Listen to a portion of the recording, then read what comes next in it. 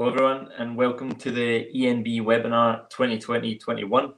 I think this is now our fifth event and today we are joined by Sweco and Calum Wiegratz is representing them, and he will be discussing and giving us an insight into the Institute of Chartered Engineers, ICE. Today I'm joined by Paul Chambers and Annie May Fennell, who's joining us on our social media platforms, which will take any questions, any technical queries during the stream.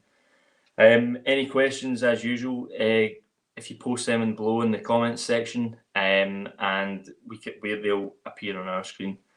Our guest speaker, Calum Wiegratz, is a former Napier student. He's currently a graduate civil engineer for Sweco, and he is a member of the ICE as well. So his focus on today's talk will be to sort of sell this ICE and get everyone, as many students on, and get as many memberships as possible, because it is really something that benefits not only your studies but your further career path as well. So I'll hand myself and over to Paul to take the floor and introduce himself. Hi there. Yep, I'm Paul from the ENBE Society, as Ben said. We've got Calum on with us today, our former president of the society. So if you've got any questions, I'll be here to answer them along with Annie in the background. So Annie will pick up any questions, fire them through to me, and I'll bring them up to Calum at the end at our question point. So on that, I'll pass over to Calum and he'll be able to start his presentation. Enjoy. Hopefully you can hear me, guys. Thanks so much for that, Ben and Paul. It's good to be back as well. It feels a bit strange being on the presenting side rather than the organising side, so to speak. But the purpose of today's presentation that I've prepared is it's centred around ICE involvement, something that, you know, I was told about ICE student membership when I first got started, but I didn't realise the wider benefits from, you know, volunteering and that kind of thing within the ICE. I didn't know that was a thing you could actually do. So today's presentation is pretty much offering an insight into some of my own experiences, why I got involved, and effectively what it is we do as an organising committee within Edinburgh. And as you can see in the tagline there, you know, it's all about kind of making the most of your opportunities within the IC, especially at an early stage. So I'll just change slide.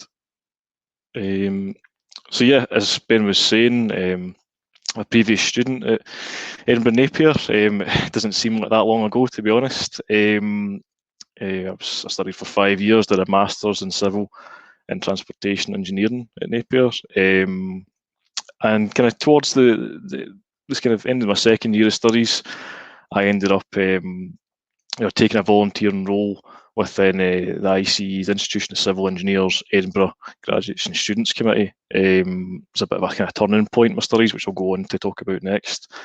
And during that time, I kind of got involved with the society a wee bit. As Ben was saying, I had the role as president for a while, as well as treasurer towards the end of my tenure. And ultimately, those opportunities kind of gave me a chance to get involved with industry. And from 2018 to 2020, until I was offered a full-time role within the Edinburgh Energy Infrastructure team at Sweco. I worked as a student civil engineer for 2 years, and then now currently working as a graduate within the same team. So just to kind of continue what I was saying there about, you know, kind of turning point for me personally was, you know, towards the end of my second year of studies, I was kind of thinking to myself at the moment, you know, at that present moment, I was thinking to myself, well, you know, I'm doing a fair amount in classwork. You know, I'm just scraping by here, but I'm really looking to kind of press on. Third year was a big year for trying to get into the masters and achieve suitable grades for doing that. So I was starting to think, you know, what do I need to do here? How can I improve myself and the skills that I need going forward to ultimately, you know, secure work as well, you know, in terms of a work placement during summer prior to starting my third year. So yeah, one of the things that I had an initial sit down with one of the lecturers who made me aware of the IC's GNS group for Edinburgh. GNS just means graduates and students, if you're wondering. And I was kind of thinking to myself, well, I need to build my confidence in engineering discussions, and just that kind of setting, generally speaking. It's something, you know, that you need in day-to-day work. It kind of goes without saying almost. And it kind of ties in with that a wee bit as well, public speaking. So for me personally, I was doing presentations in class and doing relatively okay, but I was thinking to myself, well, I could really do with, you know, progressing these kind of skills associated with public speaking a bit further. So ultimately, it sounded like the GNS from discussions I had with this lecturer, the GNS committee would be the right thing to pursue to kind of give me an opportunity in a formal meeting environment or semi-formal meeting environment to kind of give myself a boost in terms of this before I start looking at, you know, working opportunities and that kind of thing. And just another point there as well, you know, it's great to actually meet like-minded people who are wanting to, you know, pursue their studies, but also kind of, you know, get more involved with an engineering community locally. And for me personally, it was really good just to speak to graduates as well. You know, although I was only, you know, going into my third year, it was really good to just kind of, you know, ask a graduate, you know, how are you getting on with things after uni? You know, what are you doing now? And it kind of ties in with what I've said there in the slide about career pathways as well, because at that point in time, although I was at university, I wasn't kind of sure about pathways I was going to go on, you know, or a pathway rather to go on once I leave university. So I was kind of thinking, you know, what do I want to do? Do I want to kind of be a design consultant, or do I want to kind of go on site, you know, work with a contractor or something like that? So it was good to kind of gauge the opportunities that people were getting when they graduated, or even before then if they were doing a placement. So yeah, it was good for that. And alternatively, I was able to hear about people pursuing perhaps, you know, an academic pathway as well, maybe continuing their studies past a bachelor's or a master's degree. So that was really good as well. And it's something that in the first couple of meetings I was already getting a feel for what people were kind of doing. And yeah, more importantly, just to try something new. I was kind of looking to push myself out my comfort zone a wee bit, do something that I'd never done before. I'd never volunteered in a committee or done anything of the kind. Never put myself in a formal situation like that before. So it was really quite good just to kind of, you know, push myself out there a wee bit and try and do something I'd never done before. So before I go any further, you're probably wondering how does volunteering tie into the overall IC, you know, internal workings of the IC? And the kind of easiest answer to give is that you get full-time kind of employees within IC, but there's also a lot of volunteers as well that they help put together the events that you see on the website normally. So you've got the IC Scotland committee, which kind of sits above your different regional committees, and for each regional committee, you know, like Glasgow West of Scotland branch, as you see there, and the Edinburgh area branch, you have a kind of main committee almost, as well as a kind of graduates and students committee that kind of sits below that and can assist with other events as well, solely aimed at, you know, the graduate and student membership base. The main committees are mostly made up of full members of the institute, you know, people who have went and did their chartership or their EngTech qualification perhaps, or even fellows of the institute for that matter. And then similarly, so IC Scotland has, although it's an overriding committee, it's also got its own kind of dedicated graduates and students committee, which kind of sits above all the local graduates and students committees as well. So I just thought it's quite good to kind of get a background and get a feel for what the overall kind of structure's like. And there's opportunities at all different levels, you know, depending on how much time you'd like to dedicate to getting involved with the committees. So you might be wondering by this point, you know, what do I actually do? So I kind of got involved, as I said, at the end of my second year of studies, but I started arranging, you know, I got involved in a couple of meetings to start off with, got a feel for what was going on. It was a wee bit daunting at first, you know, that can be expected when you're going to be meeting people you've not met before, especially in, you know, large numbers and that kind of thing. You're all sitting around a table, so it's kind of semi-formal. But to be honest with you, everyone's there because they want to be there. You know, it's got a feel-good kind of atmosphere about it in the room. You know, although you might be nervous to turn up initially, it's great to just turn up and, you know, once you get past the initial kind of 5 minutes of nerves, as it were, you can start meeting people, you get a chance to discuss things and, really get involved in what we do as a committee. And throughout the year, what we normally do as a committee is we arrange different events, a variety of events, which I'll look to cover shortly. And one of those things that I did was I got involved initially with an annual pub quiz. So a very small event, just a kind of night out for everyone to get together at the start of our kind of calendar year in September, running through to April time normally. And then through getting involved for a few months, from each month to month, getting involved, I was able to kind of go along to one of the main committee open meetings. And really what an open meeting means is just that, a graduate or a student can go along, and I wouldn't normally be able to go along to meetings perhaps. So it's open to everyone. It's a good opportunity for people to have their kind of say perhaps on more pertinent issues within the main committee perhaps, that they wouldn't otherwise get the opportunity to do so. So for me personally, I was able to go to that meeting, and it was a really good opportunity to meet, once again, more people, like-minded engineers. And through the process of doing so, I was able to take up a new role, which seen me, liaise between the G&S committee and the main branch committee, which was really quite good for my own development personally, and it was good to kind of help both committees in the process of doing so.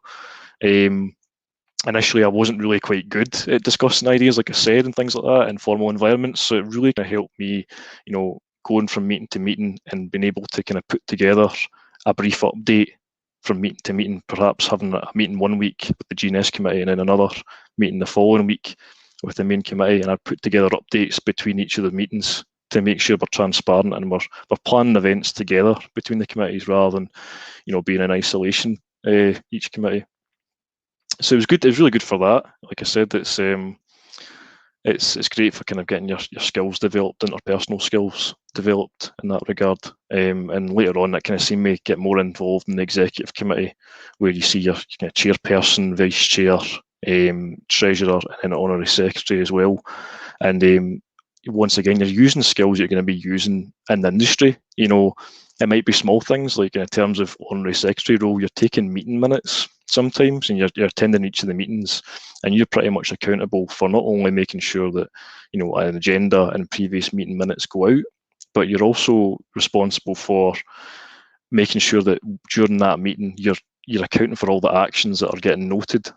People saying they're going to do things, you have to note that down, so that when they come back after the meeting, they can see exactly what it is they've signed up for, what they've said they're going to do. And alongside that, you want to be capturing as many ideas as possible that get raised. You want to capture all of that. So it was really good taking on a role at that, because even in my day-to-day job right now, we have meetings every day. So it could be anything from meeting with a client, it could be meeting with a contractor about particular things going on in a project. It could be internal meetings as well. So if you do have to take meeting minutes, at least by this point, if you're taking on a role just now as a student, you can apply those skills that you learn to a future role within the industry. And it might be small things like that, but it goes a long way, and it's certainly what employers look for at the end of the day, is somebody who's organised, someone who could communicate very well, and someone who can account for, take notes during a meeting and things like that, and do it to a good standard. So not to talk much more about that right enough, I kind of, right now, what I do is I'm IC engagement officer for the committee, and it sounds like a very formal role, but to be honest with you, it's a great role that this kind of came into the committee, this year, back in April, and it's mainly centred around liaising with universities and colleges, ensuring that we're getting in as a committee and we can communicate these things to you guys, like this presentation, for example, and giving you the benefit and understanding of what it is we do and how you can get involved. So I'm kind of working closely with others on that, but taking a kind of leading role in it as well as promoting any opportunities that graduates and students would like to get involved with regard to, perhaps going to high schools or schools, generally speaking, just to kind of, promote civil engineering, amongst young people. And it's a great thing to get involved with if you've not thought about it already and you'd like to do it. I highly recommend that you go to the STEM Ambassadors website and register to become a STEM Ambassador to ultimately get involved in those types of opportunities. Once again, there's more opportunities to, in the case of myself anyway, it'd be great for developing these public speaking attributes. So yeah, I've kind of covered these ones, these aspects already a wee bit, but I'm going to be looking at them now in this section of the presentation in a bit more detail, to help you guys understand what it is we actually do as a committee. And as you can see there, we have monthly meetings. I'll probably talk about that a bit more in the next slide. It's pretty much what it says in the paper.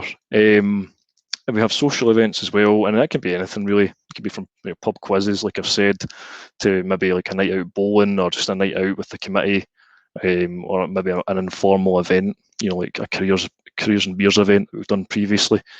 It's kind of part social, part kind of academic, which is quite nice. It's a nice wee kind of feel to that kind of event.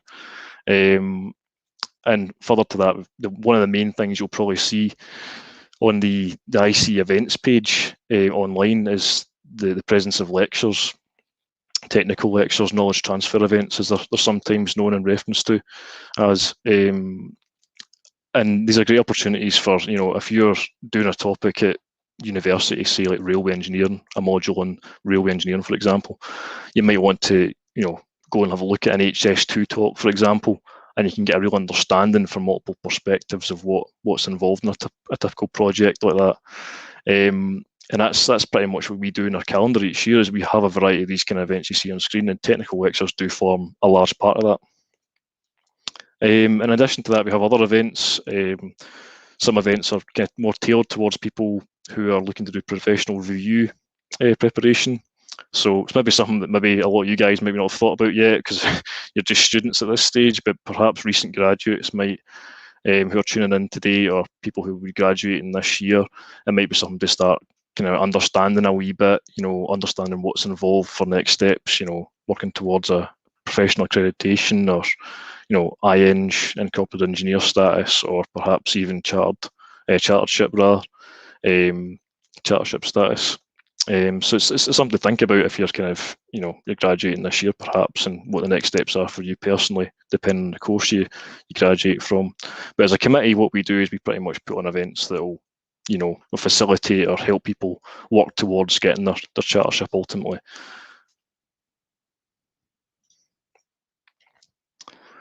So yeah, monthly meetings, like I said, what we do normally within Edinburgh GNS is we meet once every month.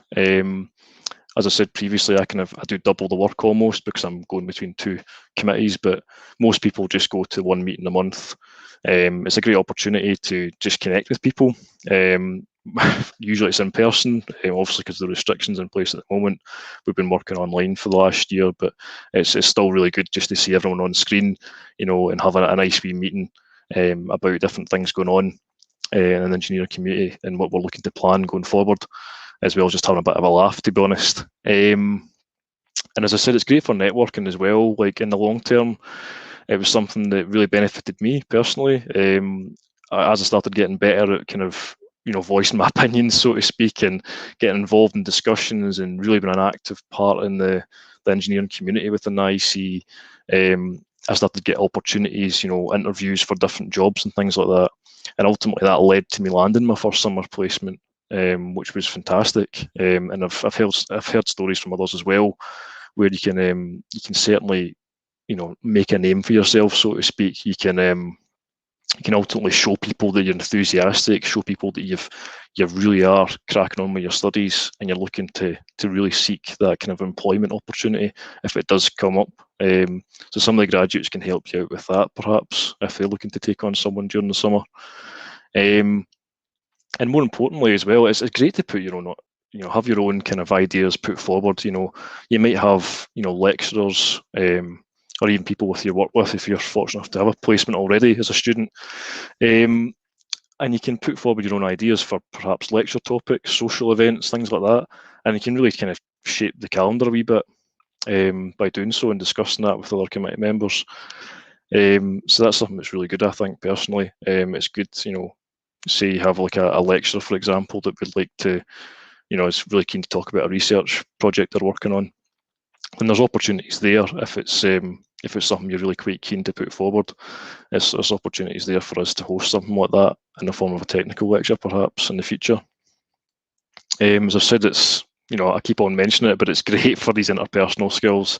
And as you go on in your early stage kind of development, you will, towards the latter, maybe say the latter stages of your kind of course, start thinking about, you know, these professional accreditation, and what kind of professional accreditation pathway am I on?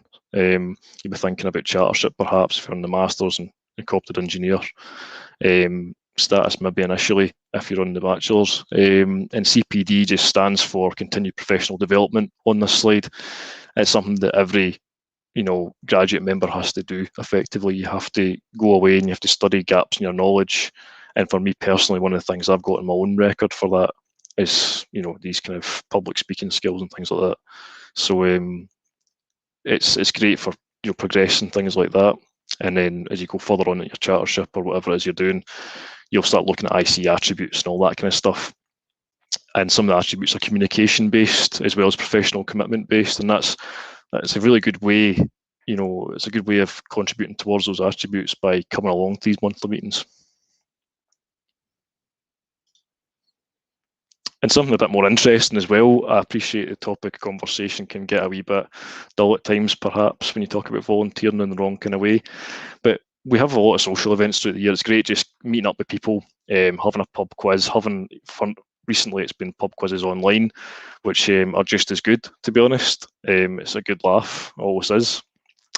Personally, I helped put together an opportunity for the general public to get involved, you know, before COVID. And that was all centred around the May of the 4th, a regular boat trip that takes place on the 1st of 4th underneath all three bridges. And I was able to help put together an event with the assistance of some of my colleagues within the committee. A talk from an engineer who had actually worked on the Queen's Ferry crossing and had a historical background and knowledge of all three bridges. So it was really great, and it really great for you know, teaching the general public about civil engineering generally speaking, but also good for just, you know, engineers and students to get along and learn something during what's it's really fun out, and especially if you get good weather that you see in the photograph there. And for me personally, organising things like that is something you might experience if you do decide to get involved with us. If you're taking a leading role and putting some of these events together and helping out in the IC events calendar for the region, it's got a really good feel good factor to it. You know, it's great seeing, you know, youngsters and that have a light bulb moment. You know, they're really quite tuned in to what's going on. They're like, they're saying wow at these bridges they're going past, and it really is great. You know, it's something I can't speak highly enough of. Is, you know, getting to witness that kind of thing happening. It's fantastic. And as I kind of touched on before, actually, during the kind of summary of what we do, knowledge transfer events are pretty much crucial to our event calendar. And some of the previous topics we've looked at they're mostly regional based projects where we can get them.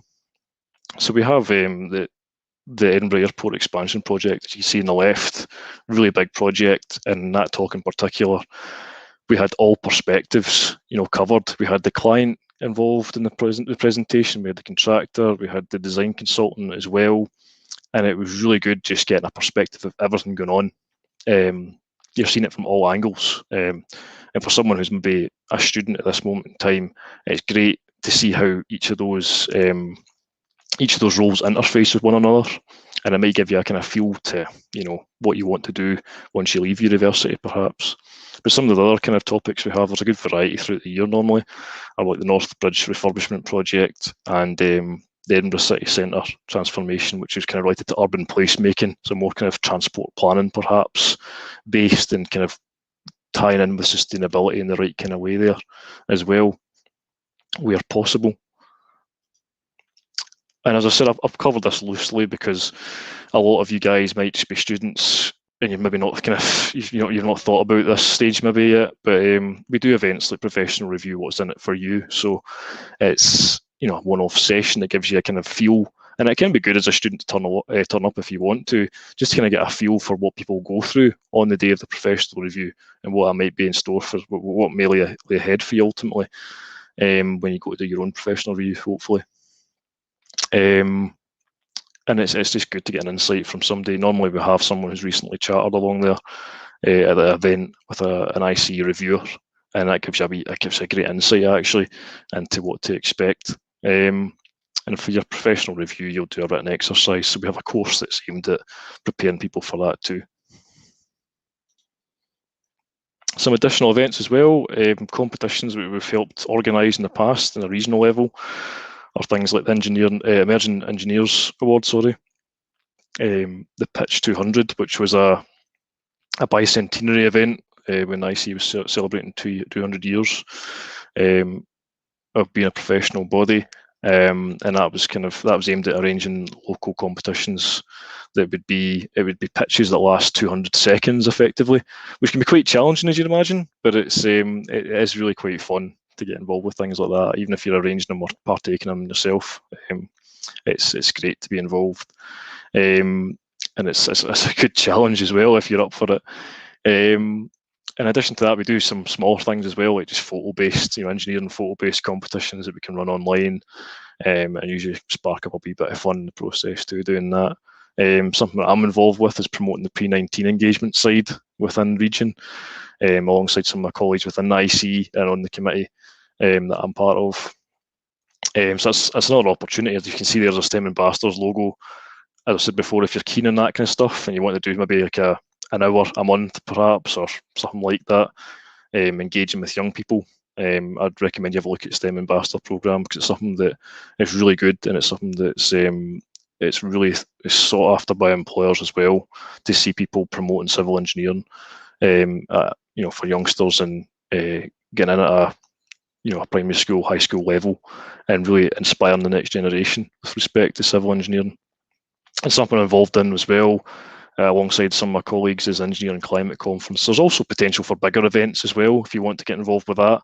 We do events that are over 2 days sometimes in the case of this conference, and it covers a range of topics as well. It's great to get to speak to potential speakers in these events as well, learn something from them, and also kind of attend the event in the end as well. It's got a feel-good factor to it, like I said, with some of the other events as well.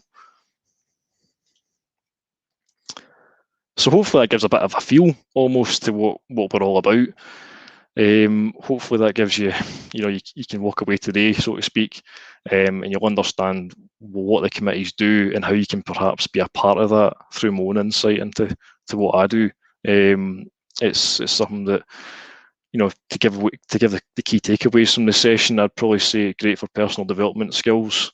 You might be weak on. For me, it's interpersonal skills specifically, but it could be other things for your studies as well. There's a good chance to meet other students as well from different colleges and universities, and ultimately, you're getting to, like I said before, it was good for me just getting advice from other people at early stages in my studies. And it's, as I said, time and time again to people, even with my society involvement I did previously, it's got a feel-good factor to it, and yeah, it's something you should maybe think about for the future if you're going for further professional accreditation. So how to get involved? Hopefully by this point I've not put you to sleep, and you're very keen to get involved. I hope you are anyway. Our next meeting is Monday 8th of March at 6 o'clock.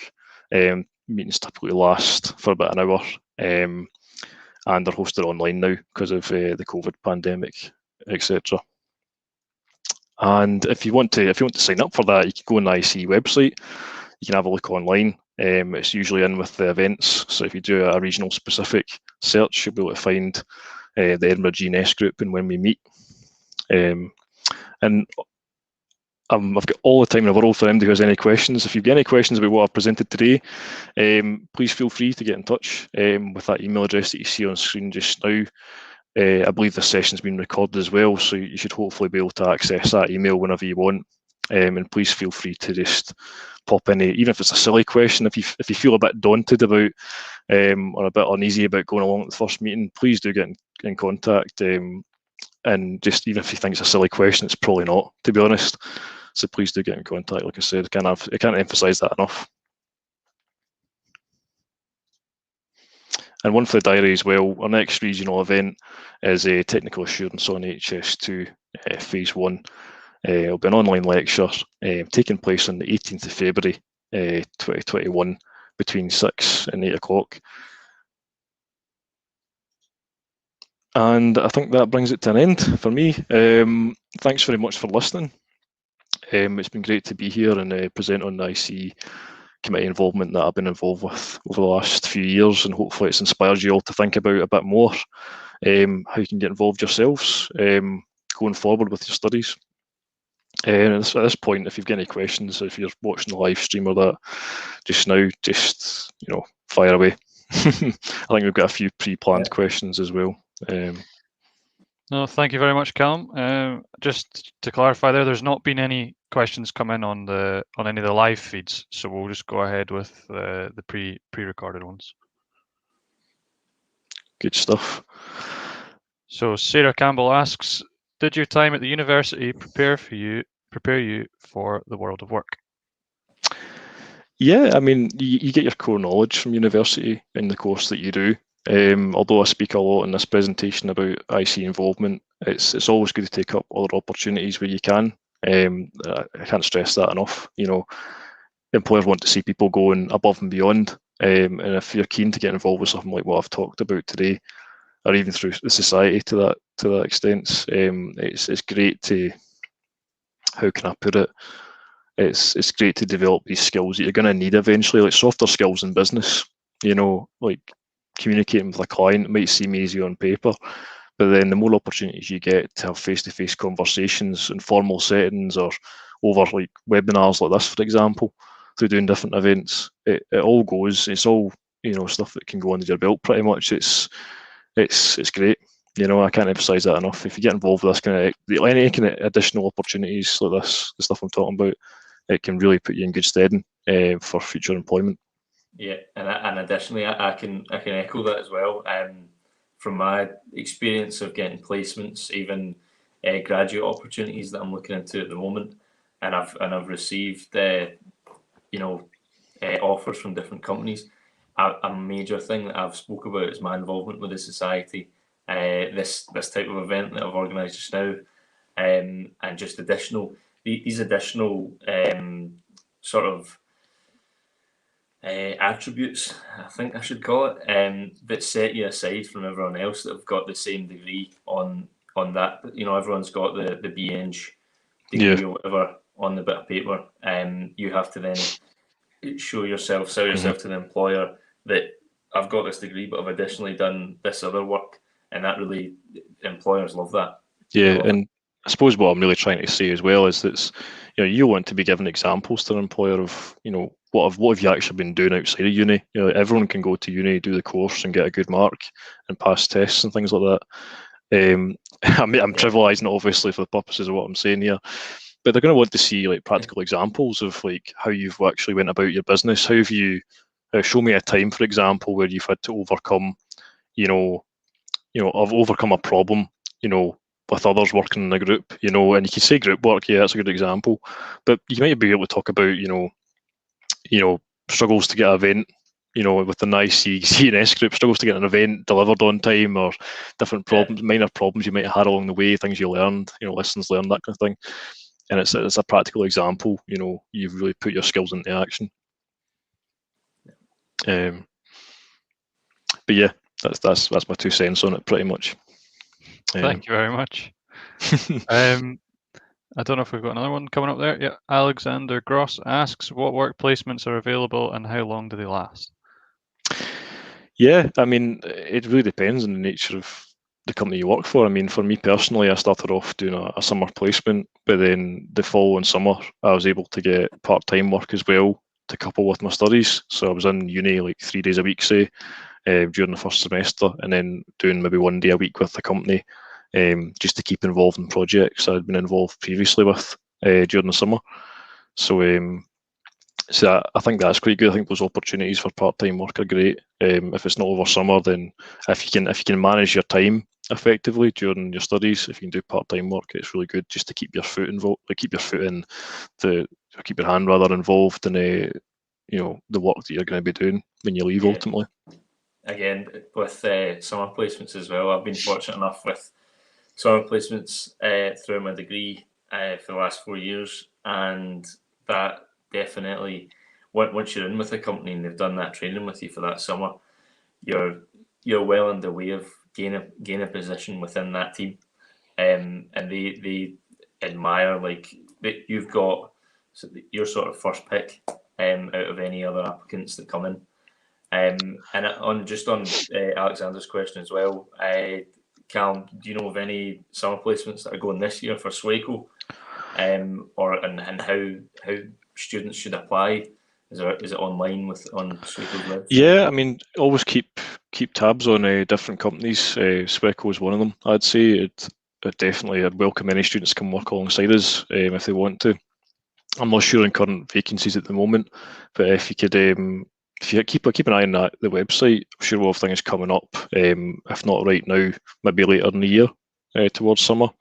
But yeah, if you're looking for a placement, I'd check out, website. It sounds a bit cliched, but check out our website. Keep tabs on that. Be one of the first ones to apply, if possible, and also keep tabs on like Grad Cracker and things like that, because they can really have good opportunities there too. But yeah, if you're involved with the stuff that I was telling you about there, in terms of the graduates and students group, there's a form of networking there as well. So if you're able to get along to these meetings, you meet more people, and ultimately from meeting other people, you get more opportunities. You get to prove yourself pretty much, to potential employers sometimes. So it's something, opportunities like that sometimes go amiss.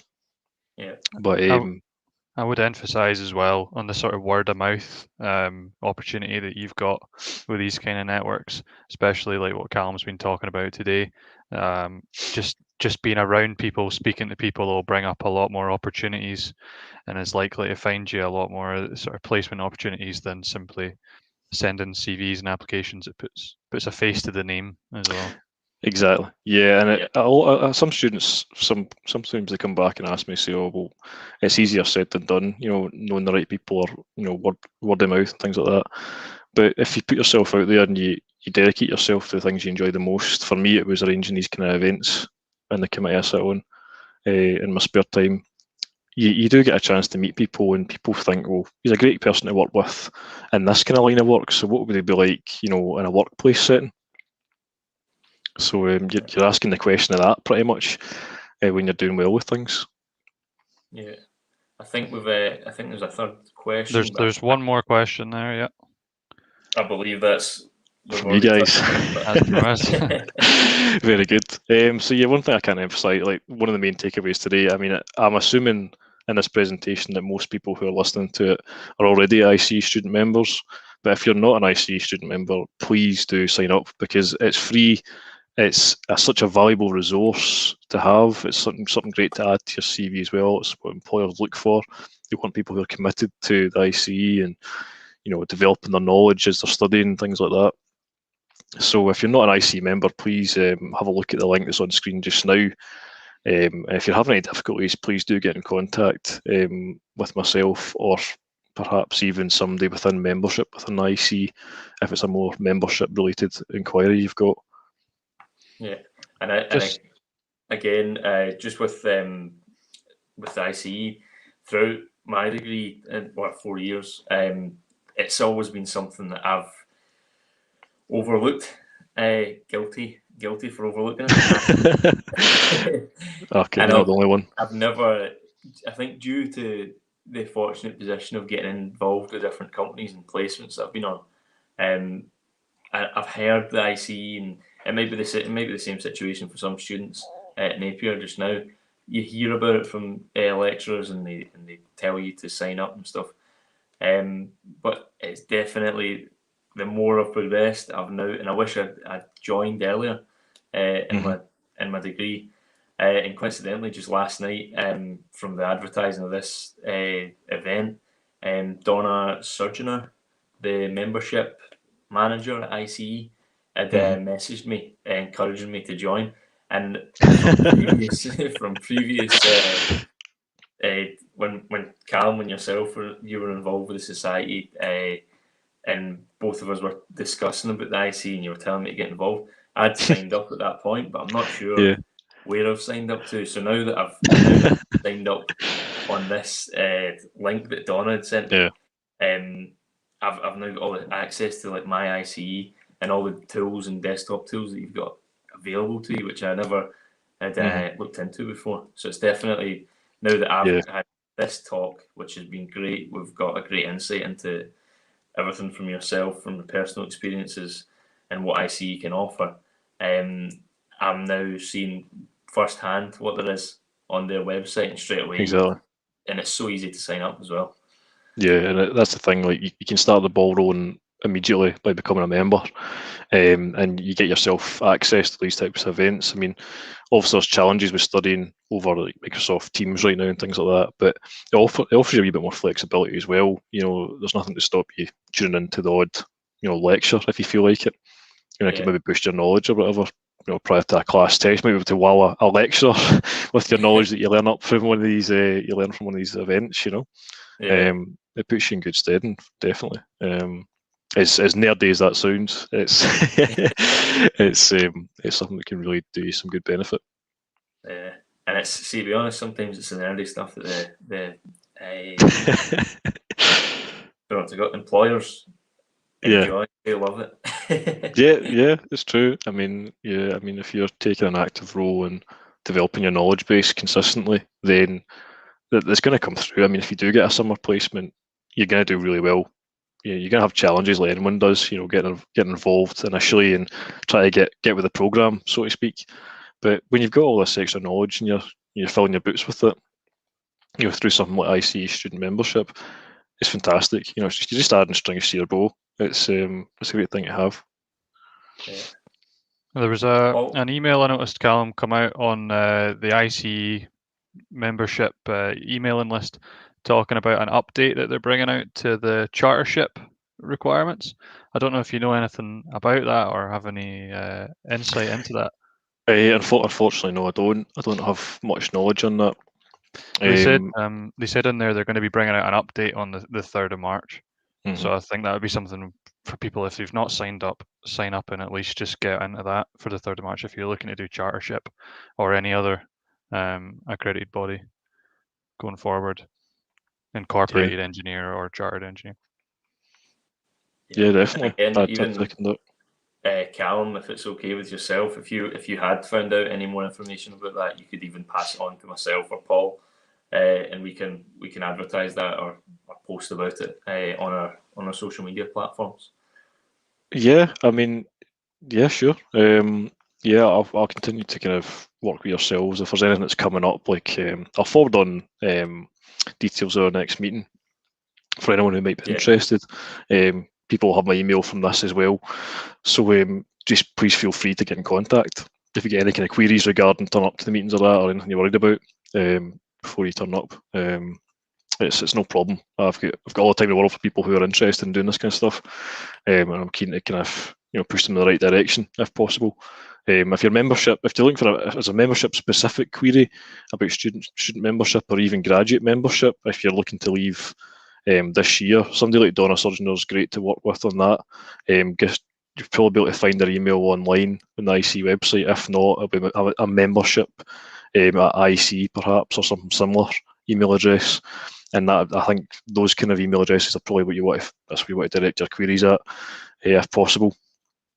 If it's anything really specific, because I might struggle to answer that, to be honest. So yeah, that's what I'd recommend anyway.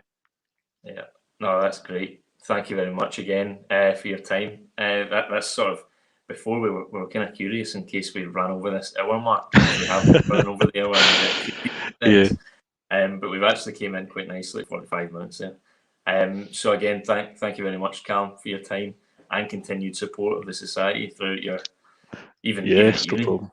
You brought it to where it is at the moment. It's all good. Yeah, thank you very much. And thanks again to Fraser Reynolds, who's our IT ENSA ambassador, and Paul Chambers again for joining me on this call, and Annie, who's in the background on our social media links. Again, we're going to have another event on the 18th with Balfour Beatty. Ken Brown is joining us, and we'll be getting another discussion and insight into his career path and current projects he's working on. So yeah, thanks again, Calum, and we'll be in touch again with more events, hopefully. Yeah, look forward to it. Cheers, guys. Thanks very much. Thank Cheers, you. guys.